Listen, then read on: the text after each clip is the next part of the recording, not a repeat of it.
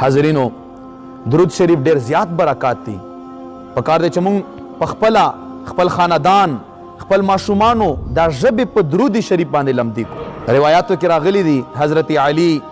شیر خدا رضی الله تعالی عنہ یو پیرا اولاد دی او کافر له یو سوالګر راغی، مخامخ کافرم ناستی او هغه کافر ته یې چې سرا کوي مالا.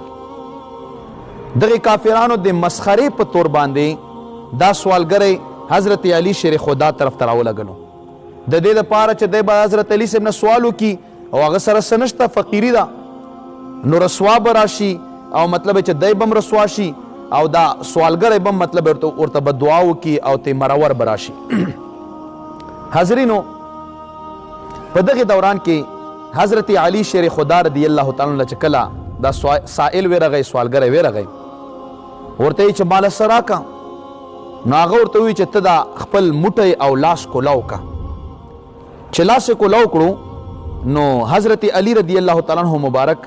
لس وارې درود شریف ویلو او په دې لاس کې مطلب چې ورته چوف کړل، دا درود شریف ورته چوف کړو او ورته وایي چې دا لاس اوس را موټی کا. لاس یې را بند کړو او دا سائل لاړو او ورته وایي حضرت علی صاحب چې لاړ شه او دا لاس پته نه کولاوئ او که کولاوئ نو هلته چې کله کافرو ته ورسېږي بیا به ته دا لاس کولاو کړي. دا سائل را روان شو او چې کافرو ته کله هغه لاس کولاو کړو نو هغه لاس د درود شریف په برکت باندې د سرو زرو دینارو نه ډکو. الحمدلله سبحان الله، دا څومره عظیم برکت دی د درود شریف. او صرف دا نه، نبی کریم صلی الله علیه و آله وسلم مبارک فرمایلی دی، دا حدیث مبارک موجود دی، علامہ سیوطی رحمت الله تعالی علیه په بدور السافرہ کتاب کې را نقل کړی دی چې حضور علیه الصلاۃ والسلام مبارک فرمایي چې درې قسمه خلق به د عرش عظیم په سوري کې وي. درې قسمه خلق، یو هغه څوک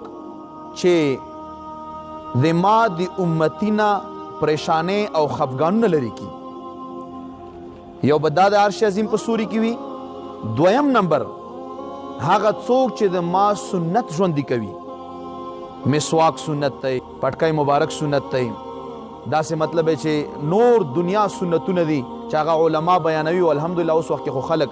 ډیر باخبره دي او ډیر زیات ایجوکیټډ او تعلیم یافته دي. او دریم نمبر چې کوم دی، نبی کریم صلی الله علیه وسلم فرمایي هغه انسان به د عرش عظیم سوري لاندې ولیاړي په هغه ورځ باندې چې نمر سترګه به ډیره راټیټه وي او ځمکه به د تانبې وي، چې څوک په ما باندې ډیر زیات درودي شریف وایي. حاضرینو دا مونږ تاسو سره موکدو پکار دی چې مونږ په هر حالت کې حضور صلی الله علیه وسلم مبارک باندې درودي شریف وایو. او یقینا درودي شریف په نبی کریم صلی الله علیه وسلم مبارک باندې ویل دا صرف دا نه چې کوم په نبی علیه السلام مبارک باندې مونږ احسان اړو،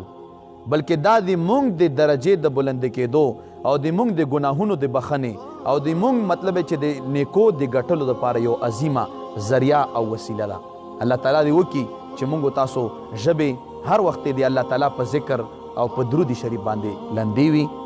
وصلی الله تعالی علی خیر خلقه محمد وعلى آله واصحابه اجمعین.